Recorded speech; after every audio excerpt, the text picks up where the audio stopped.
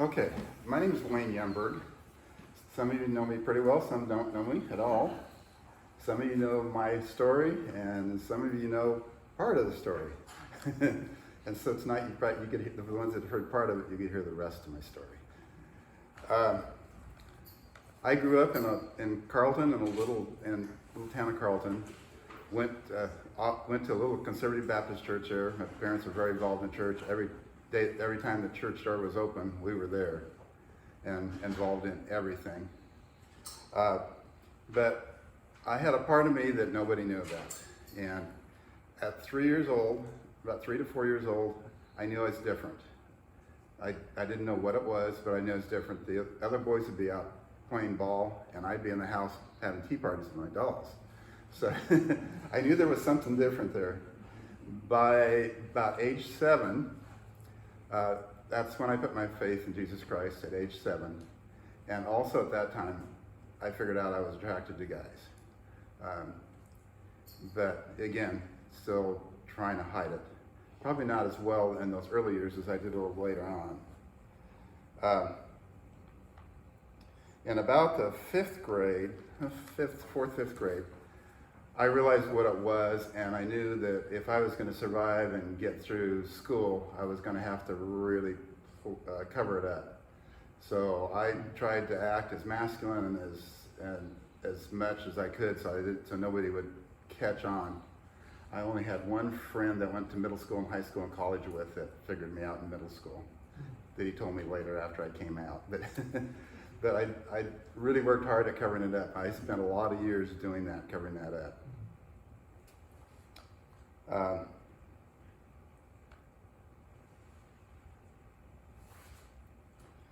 And then I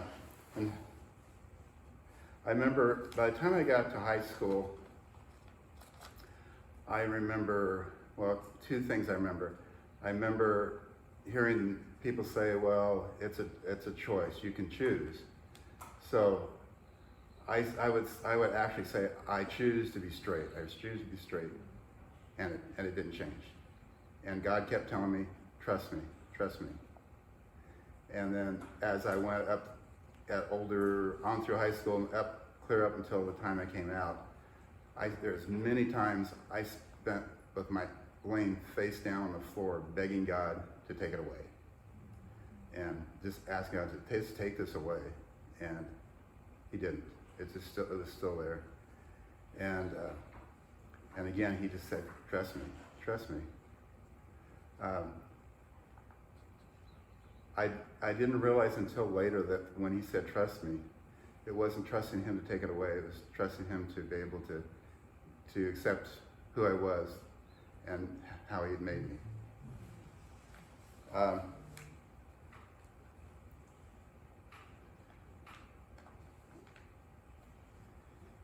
And then it was at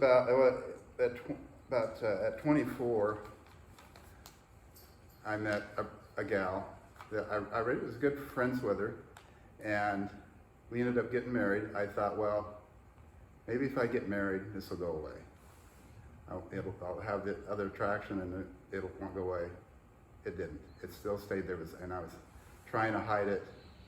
I'd go to the mall, and we were walking down the mall, and I wouldn't turn my head and look at guys, but I'd turn my eyes and look, so nobody would catch on. And I did a really good job of covering it up. When I came out, people were surprised because they didn't know. And at 57, which was about 11 years ago, my wife accidentally found out that I was gay, and that ended our marriage. And so she kind of outed me to friends and family and everybody. So I didn't really have to come out myself. She pretty well did it for me, which in some ways made it easier. But anyhow, and then, I look back at it now, and I loved her, but it was in a different way. It was not. It was more like a friendship love rather than that deep love that I have, for my partner. And when I met Joe, I said, oh, this is what it's like to be in love with somebody.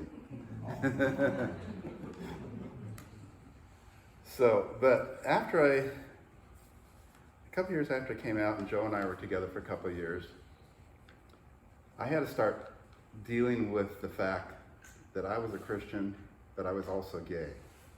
And I said, that was what I struggled with for years, is how do I put these two together? They don't fit. I've always been told, you can't be gay, you can't be a Christian and be gay.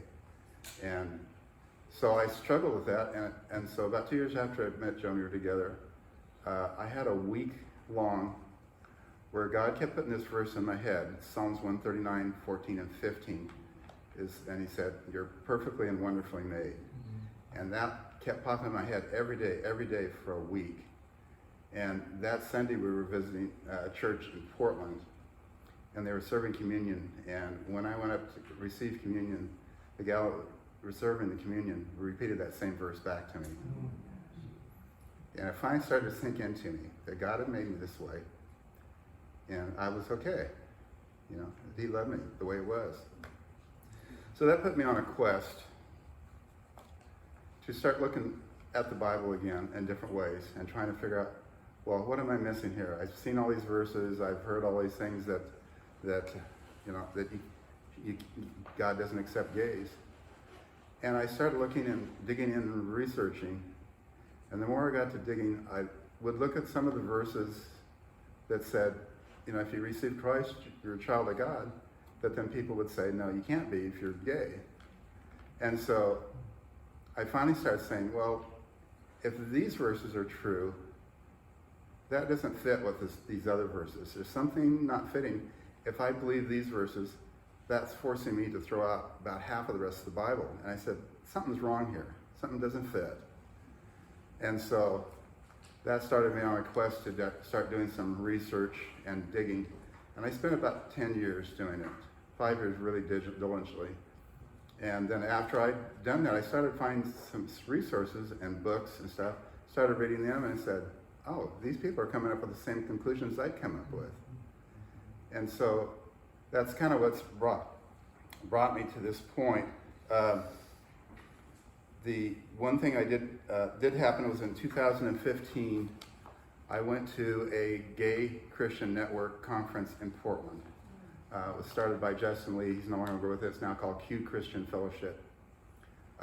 There was 1,500 people there. Gays, lesbian, LGBTQ people, plus people that were allies.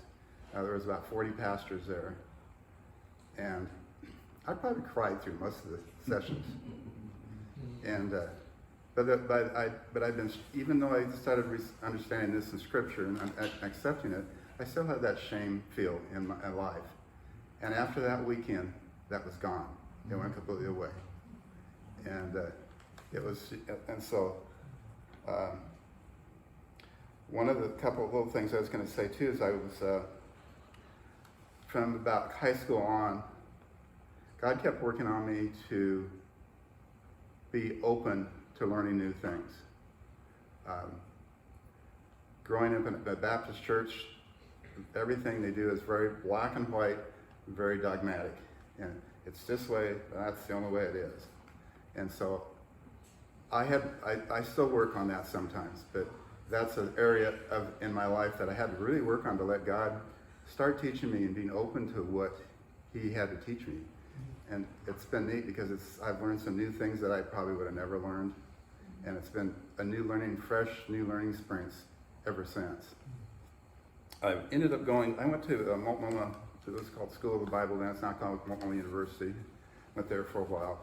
And one of the things I took away from there that I remember is, and they do not support gays, but one thing they said is, don't believe everything people tell you.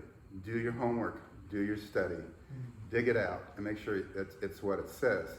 Because anybody can tell you anything, but if you don't do your homework, you're not going to know. And so that is kind of where that was my story and how I came to this point. I met Joe, 11 years ago, 12 years ago, love of my life, and he's a great guy. So, but that's the end of my story. Thank you.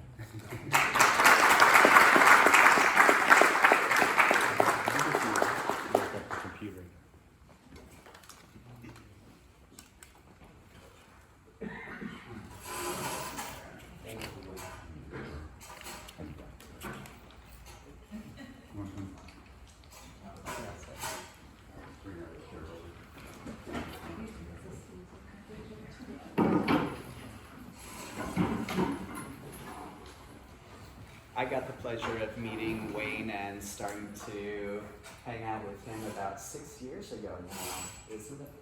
Yeah, probably pretty close to that. Yeah. Somewhere around there. Yeah. And it's been a blessing ever since. Well, so I'm just going to quickly recap all 2 hours that we've gone through the past 2 months, and we're going to do it in about 4 minutes. So, are you with me? We're gonna, yeah.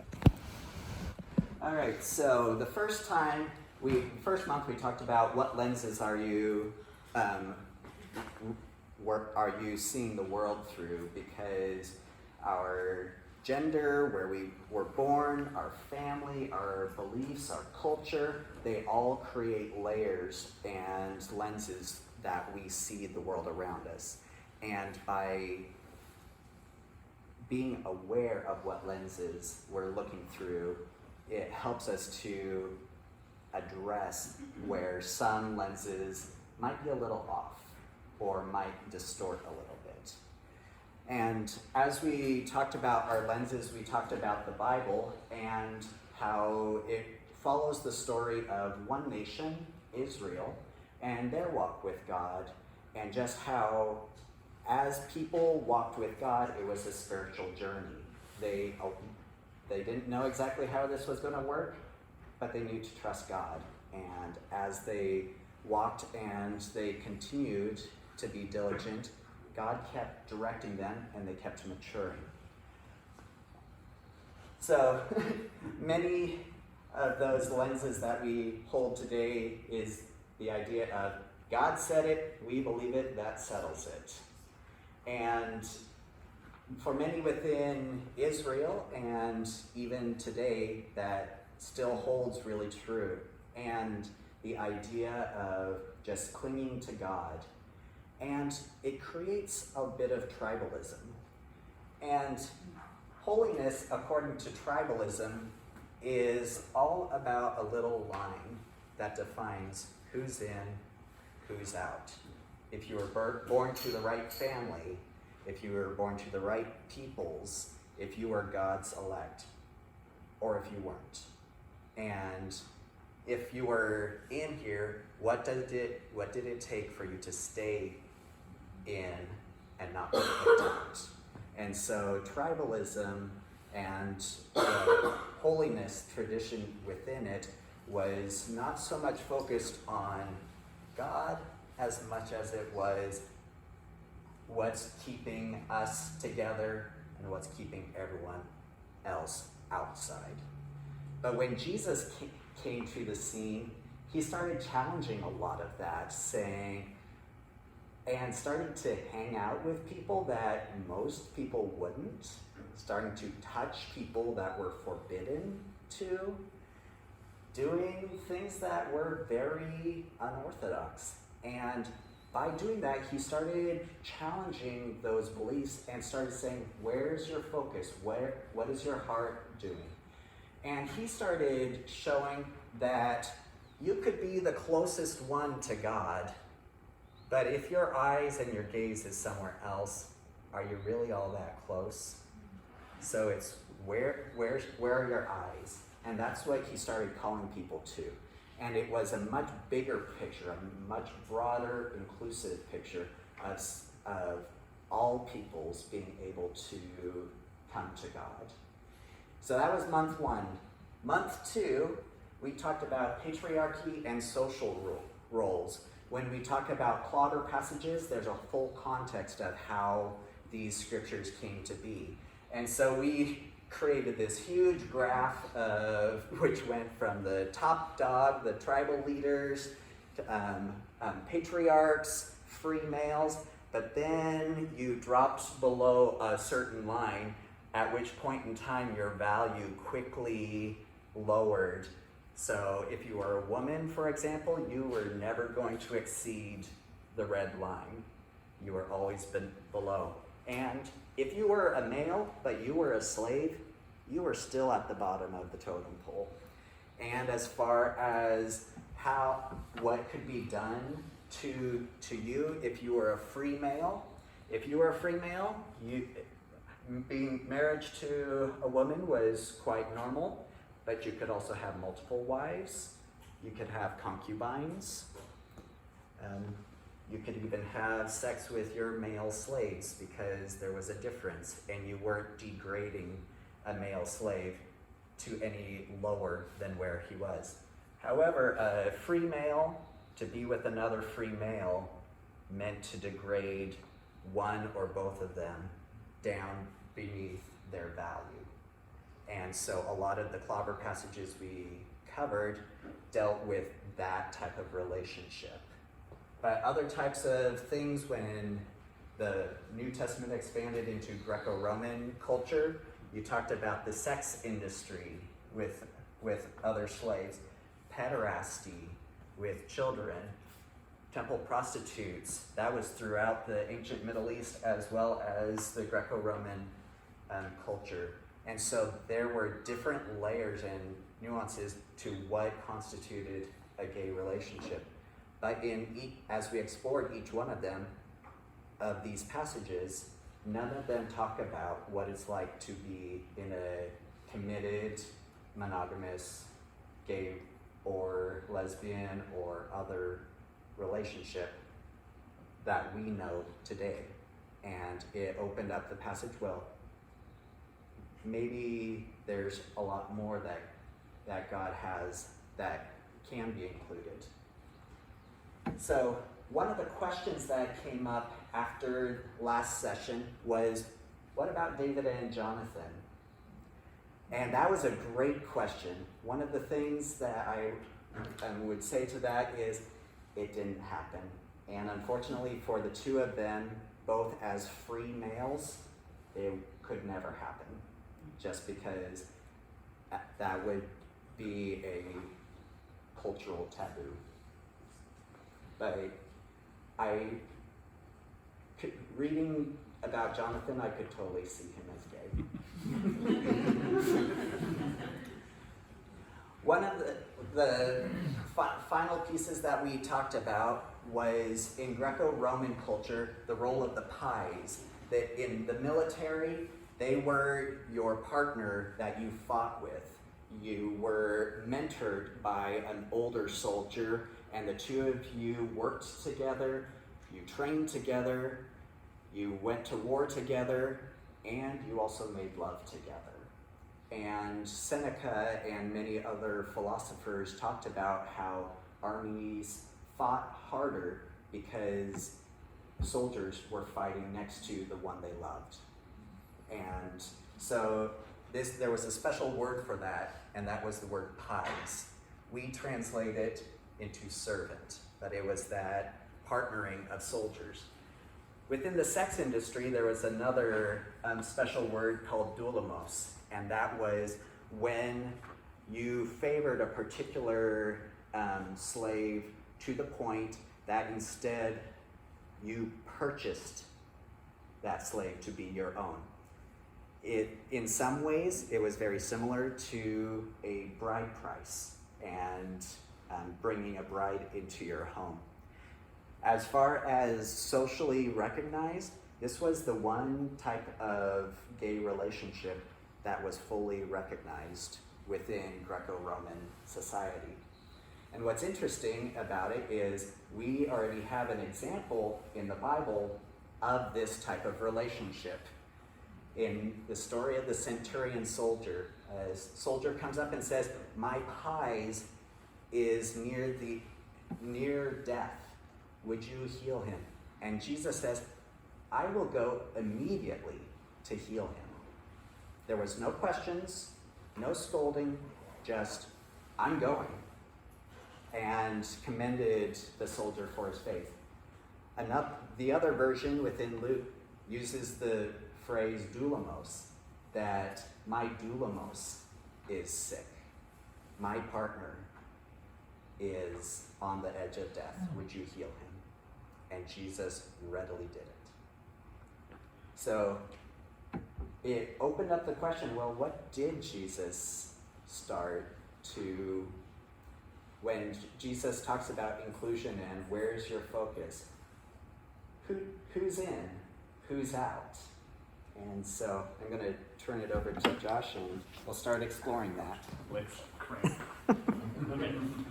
So what I'd like to do before handing it back to Tobin is briefly, quickly go through the scripture and pull out one of the overarching narratives or meta-narratives.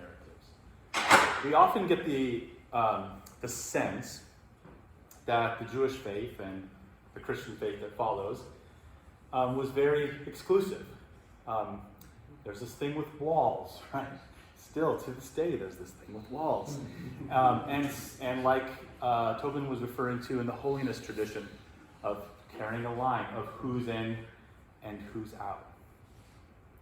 But within the story of Scripture, there's another storyline that kind of speaks against that, where it seems like humans are all about creating prerequisites and expectations for inclusion. But it seems like throughout Scripture, and I'll draw out a few of them tonight, God is the one who is resisting that and pulling his people into a way of thinking and a way of acting, loving one another that is far beyond the exclusion that they are sort of designing. So it begins, I think, in Genesis, in chapter 1, where this goodness is like the key word, the diversity of God's creation. And sort of the apex of that goodness is in the creation of humanity. Male and female, he created them in God's image. And there's something about them together that is a sort of a fuller expression of God than either of them on their own. And there's a morality that's based out of this imago Dei that follows throughout the rest of the Bible and Jewish and Christian morality that says there's something innately valuable, something innately worthy of a human being, having been created in the likeness of God, that it's not the same as gardening or you taking up and killing live plants, or even the euthanizing of a beloved pet, as painful as that would be. But there's something even more powerfully worthy and valuable about human beings. You might know the story that's called that sort of the original goodness of humanity. Some like to emphasize the original sin of humanity, but before chapter 3 was chapter 1 and 2, where it's good and it's very good. That's what was original. Fast forwarding a few chapters into chapter 12, and things aren't going so well in this storyline. There's quite a bit of self-destructive sin or evil, violence, and pride. And so God takes sort of a new tactic of calling out from among all the tribes one that would sort of be God's representatives, God's priests or God's prophets for the rest of the world. And this becomes sort of the beginning of the Hebrew people with the calling of Abraham and Sarah. Their calling is that God will bless them so abundantly that all people on earth will be blessed through them. Like that's the beginning. That's the original call to the Hebrew people.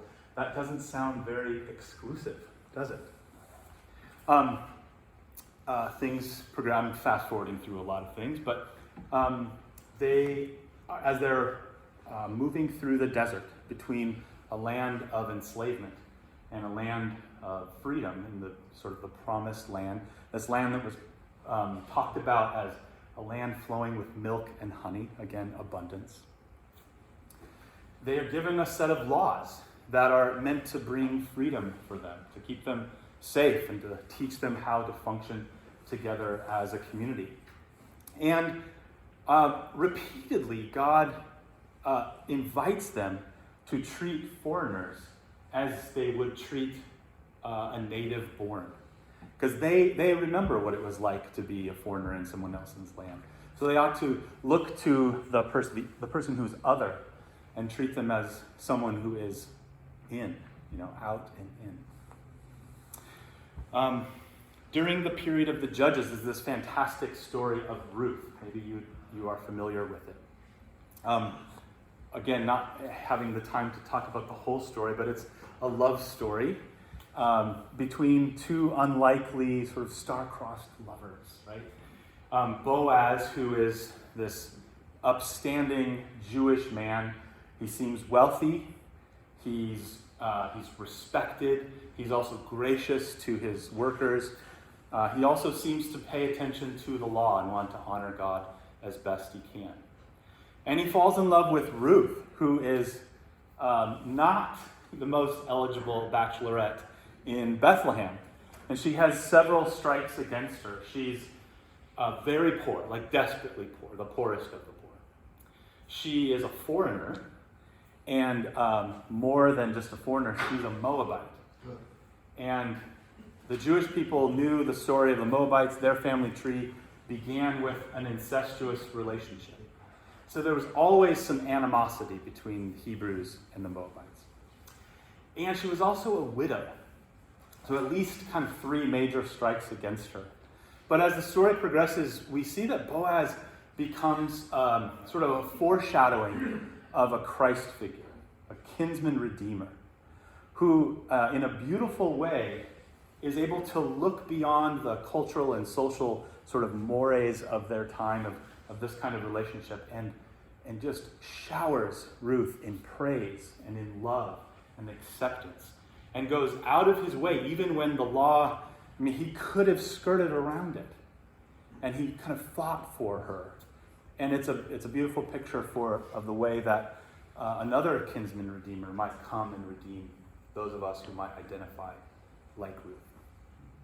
The prophets are filled with God speaking through men and women, calling his people to a life of justice and of mercy, and to stop thinking so narrow-mindedly and self-centeredly, to think more expansively in their love and their care for the widow and the poor and the orphan and the foreigner.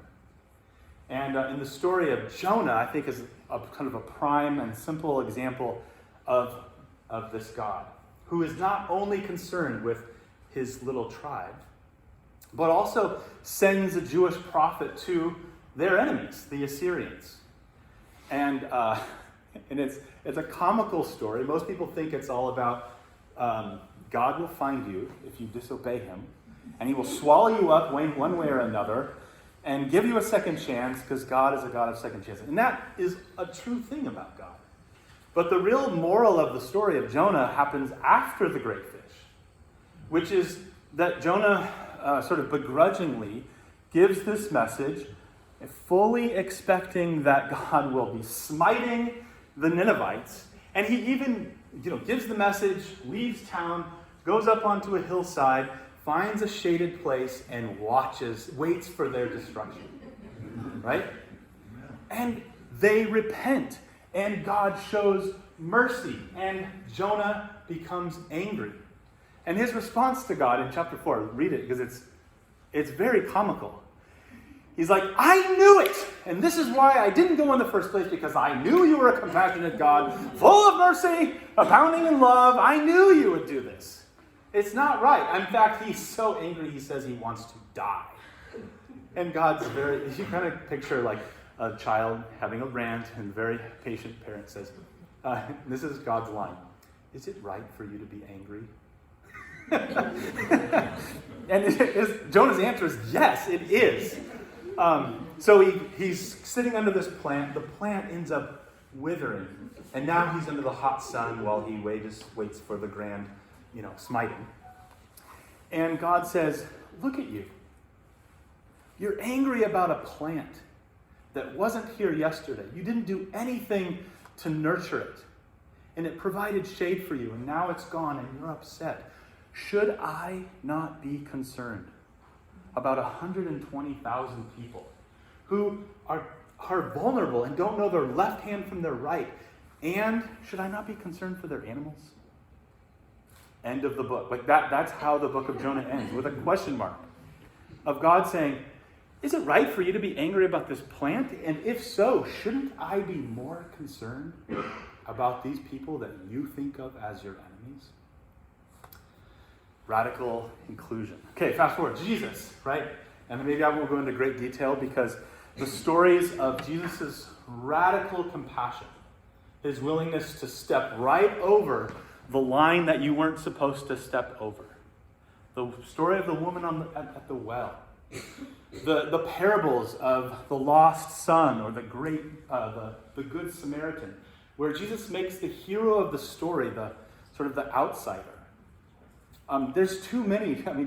He brings children into sort of the example of what adults and men ought to be like. And he commends foreigners of their great faith. Nowhere in Israel have I seen this kind of faith. He calls foreigners sons and daughters of Abraham.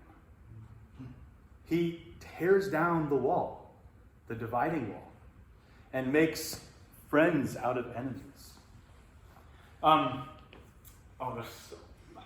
Okay, fast forward. Then the book of Acts, I feel like if there's an arc of this storyline, the apex happens in the book of Acts, in chapters like 8 through 15.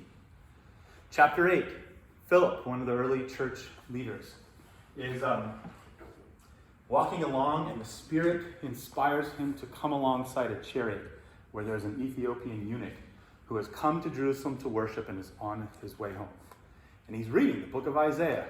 And Philip walks along and says, "Do you know what you're reading? Do you understand it?" And the Ethiopian man says, "No, how could I? Need someone to help me." Invites Philip up into the chariot.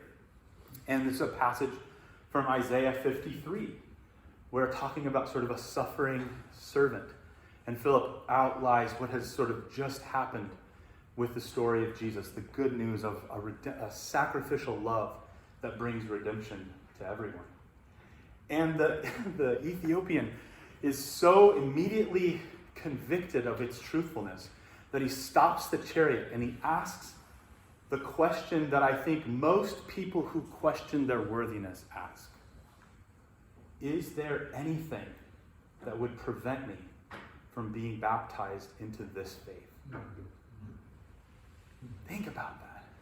Think about your loved ones who feel as though they're outsiders, that they've been rejected by the church. Is there anything that would prevent me from being baptized into this community of faith, into that good news? And spoiler alert, the answer was no. They get out of the chariot and Philip baptizes him right there. Now, in the ancient times, a eunuch could have been from birth, by accident, by choice. It's basically any male who's not a procreative male. And so among the eunuchs of that day would have been many of the people who identify as being part of the LGBTQ community. Is there anything that would prevent me from being baptized into this good news? A couple chapters later, Peter, who's one of the key figures in the early church, he's taking a nap and he has this vision where a sheet comes down and it's filled with unclean animals that Jews were not even supposed to touch. And a voice that he recognizes as God. At the same time, he hears God's voice say, "Take up and eat." And his response is one of repulsion, disgust. "Not I, Lord.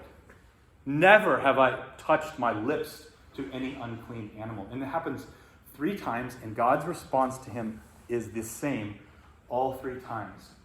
"Do not call anything unclean that I have made clean." He wakes up from his vision, and immediately there's a knock at the door. Someone is calling for him. He goes, and on the way, it seems as though, on the way to Cornelius' house, a Roman centurion, he has the epiphany that vision wasn't really about food, that it was really about people. And before Cornelius even has a chance to say why he called for him, Peter says, "You know that it's not appropriate for a Jew like me to be with people like you. but I have come to believe that God does not show favoritism. And he says something along the lines of, I came without delay, like as if this was sort of his philosophy all along. This story must have been pretty impactful to Peter because in chapter 15, it's the Jerusalem Council. And this is really this is where the whole book of Acts, in fact, the whole Jesus story, could go one of two ways. The decision to be made is, do you have to be a Jew in order to be a follower of Jesus? Another way of saying that is, do you have to live according to the laws of Moses as a prerequisite to receiving God's Spirit and following in the way of Jesus? And there are some there that believe absolutely you should. The law is clear, especially with regard to circumcision and all of the kosher things that make a person sort of inside the box of holiness. But Peter and Paul and Barnabas are there, and they share from their own experience. And their experience is, we have been seeing Gentiles who do not follow the law of Moses receive and be transformed by the Spirit of God. And their story, their testimony is so overwhelming that the group decides. In fact, the line of the leader, James, the half-brother of Jesus, is profound. He says something along the lines of, I have decided that we should not put any barriers to Gentiles coming into the faith. That we should not prevent them from stepping into the way of Jesus. And so, out of the 613 laws of Moses, they basically write a letter to the Gentile churches saying, you're in. And there's really just a few of these things that are probably really important, mostly of which has to do with, don't sacrifice to foreign idols. Don't drink blood and don't eat meat that was sacrificed. Sexually pure, which has everything to do with kind of the temple prostitution and the way in which many of the gods of the Canaanite world were worshipped through this kind of sexual infidelity. I've more than used my time. I'll close with this. This same Paul, in the book of Galatians, the theme is about freedom, and the theme is about will you place your trust in the law to make you right with God, or will you begin to walk in step with the Spirit?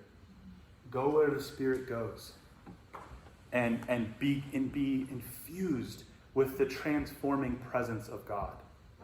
He talks about the difference between sort of the acts of the flesh, we just kind of do whatever we want, and the fruit of the Spirit, which is the natural effect of having spent closeness with God. And love, joy, peace, patience, the fruit of God's Spirit is not heterosexuality, is not a prerequisite to love. You don't have to be cisgendered to learn how to be patient. The fruit of God's Spirit is not dependent on our gender or our sexuality. I guess what I'm trying to say in that is we can all be as faithful to God as anyone else. So there's a number of overarching stories in the Bible, and this is one of them. And now I'm going to hand it back to having used way more than mine. No. Actually, the nice thing is you covered a good chunk of everything I was going to say.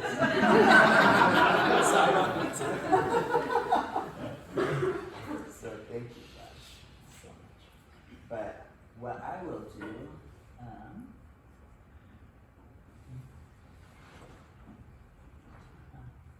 so there was a little piece of what I was going to present on, and that was some piece of what many in the church ask is, well, what about creation? What did God originally intend? And to that, Josh already started with original blessing. Our gender, our sexuality is part of that. It's not at chapter 3 at this sin of mankind. It's at chapter 1, who we all are. We read the story of Genesis and it says creation in 7 days.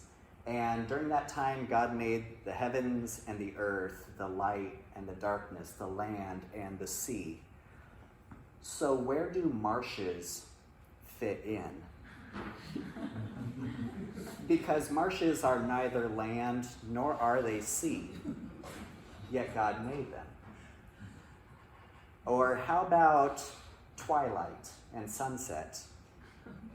It's neither light nor is it dark, but it's somewhere in between. And what you'll see is within the theme of creation, there are norms, but it's not the full picture. There's a phrase that a theologian named James Brownson uses. He says, it's normal, but not normative. Just, it might be the big piece of a bell curve, but it doesn't include the sides of it as well. And Jesus, many people will say, but even Jesus said, have you not read that God made them male and female? But he then goes on and says, for there are eunuchs who have been eunuchs from birth, like what Josh was saying. If you were gay, you were considered a eunuch. There were eunuchs that were made eunuchs by man, and then there are those who have chosen to be eunuchs. And so even within that, Jesus said, there's the normal, but it's not the full picture. So that's sort of what I was going to jump into, so thanks for doing that for me. But I'm going to jump forward and just do a final piece of, when it comes to the creation and the gospel and the question of what did God intend, the question really becomes more of, when we see these verses, what do we believe it says? Because there are so many Bible verses that it is one big tapestry. Where's your focus? What are you looking at? And I would like to point out 5 key things that have been developing with me. And these took years for me to reach. And how much more for each one of us. It's a spiritual journey. It's a spiritual walk. That God does not make mistakes, including gender and sexuality. That God's love is not conditioned on one's orientation. If you dig deeper, as Josh pointed out, the Bible shows there's a lot more inclusion. And here's a cool one. The LGBT community has a great deal to teach us about faith. If you want to see people who have had to wrestle with their faith and have had to hold on fast and cling to God more than anything else, talk to a trans person. Talk to a lesbian. Talk to someone who's gay. Because they are still believers, and that is no small thing. They've had to work through the Bible and say, God, where do I fit in? And they found it. But that was a huge journey of faith. And finally, our sexual orientation is not due to the curse of sin. There are sexual sins, rape, child abuse, domestic violence. There are many things, but those aren't exclusive to being homosexual, just as much as they aren't exclusive to being heterosexual. And we need to remember that. Being gay is not the sin. So there are 3 major myths that still stand in the church. The first one is that sexuality and gender can be changed. And this is one that I was fed over and over, and I followed, and which is why I spent so much of my life in the ex-gay community, was because I believed that through prayer and fasting, I could be changed. But as I've learned later on, 99.8% of reparative and conversion therapy ends in failure. If your church tells you of a success story, they are telling you 0.02% of people's experiences. Most people who, within the LGBT community who go through conversion and reparative therapy are taught shame, repression, desperation. It's very dramatic, and often those who go will often attempt or commit suicide, which is one reason why current legislation is trying to prevent teenagers being forced into that.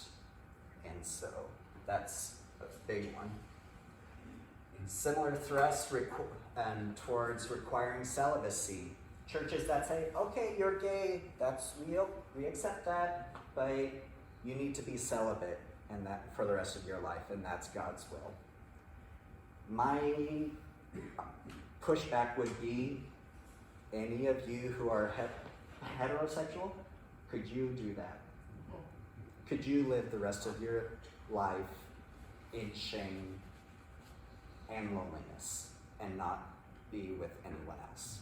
Because that is what many within the church are asking of the LGBT community, and it's not right. Second myth, love the sinner, but hate the sin.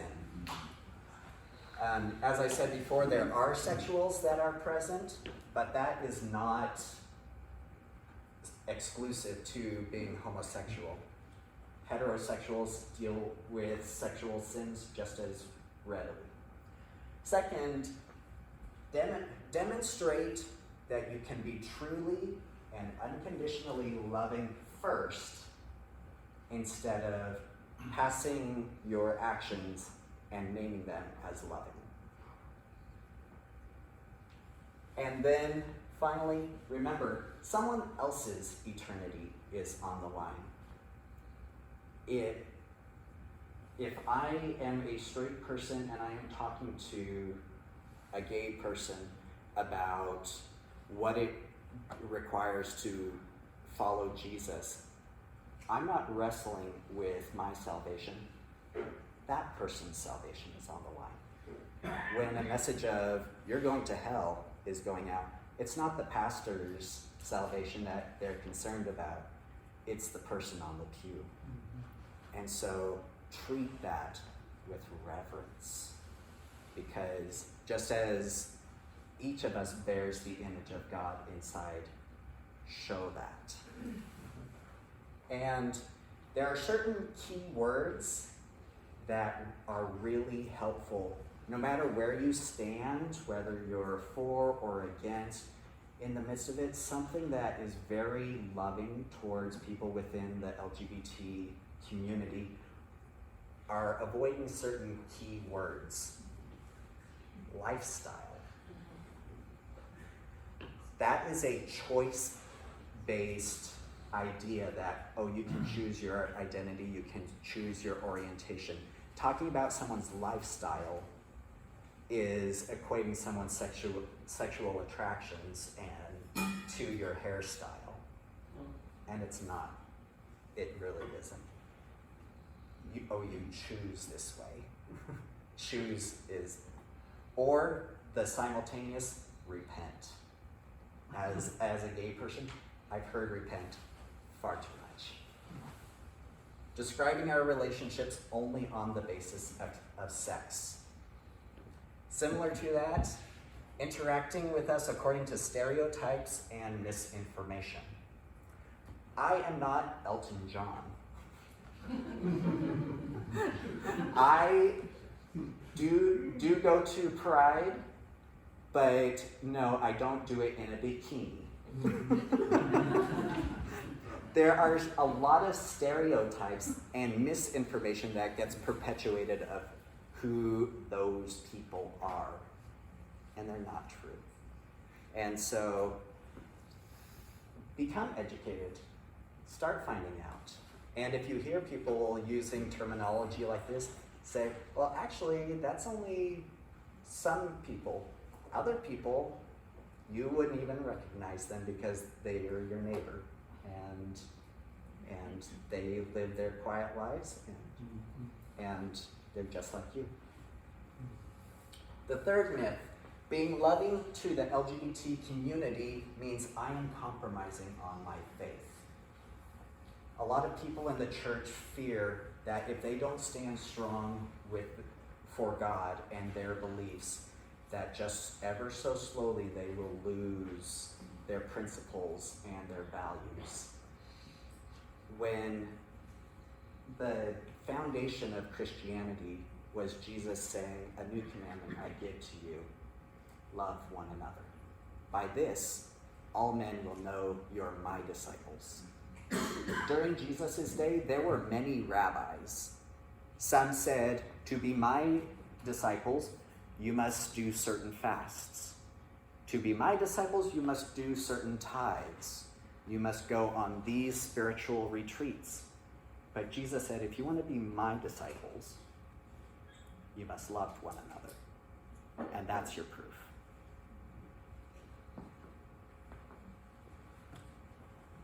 Remember, your founder was accused of eating with prostitutes and sinners. Who are we to do any less? And remember, eating in the Jewish community meant full association, full belonging, not, oh, I'm just being nice and having coffee. It's, I'm with you, and I'm one of you. So how do we step forward? If you were someone who came in here and was like, I am very uncomfortable right now, what's being said, I am taking a big step here and just trying to learn. What steps forward can you take? And Josh Wayne and I were talking about what healthy growth looks like. Because to jump from, oh, I can't accept the LGBT community, to, yay, they're wonderful, that's a process. Very few people can jump all the way over. So what are some key steps along the way? If you're all the way over, first, believe God's grace covers all sins. If you think that being gay is a sin and all that, start here. God's grace covers it.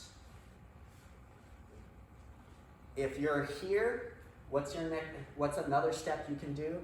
Remember, love is not defined by me. It's defined by the other person. What I think is loving may not be loving to the other person. I need to put myself in their shoes and then work from there on what it is to be loving. If you're here and got that one down, next step to take is start challenging yourself to say, well, maybe it's not a choice. Maybe there's more to biology and human physiology that is behind all this, and maybe God's picture is bigger. If you're good here, then take another step. Being gay is not a sin. That's not the problem. And so, even if you've gotten all the way through there, there's still a long journey ahead, and it's a spiritual journey that all of us are called to learn to love one another. If you're on the LGBT side, our journey is learning to be respectful and loving to people who are fully opposite, and learning unconditional love, and learning to share that with just as much passion as we want to receive unconditional love. And that's hard. And so I am reminding myself just as much. So thank you for being here. Josh, do you want Yeah, sure. So we would like to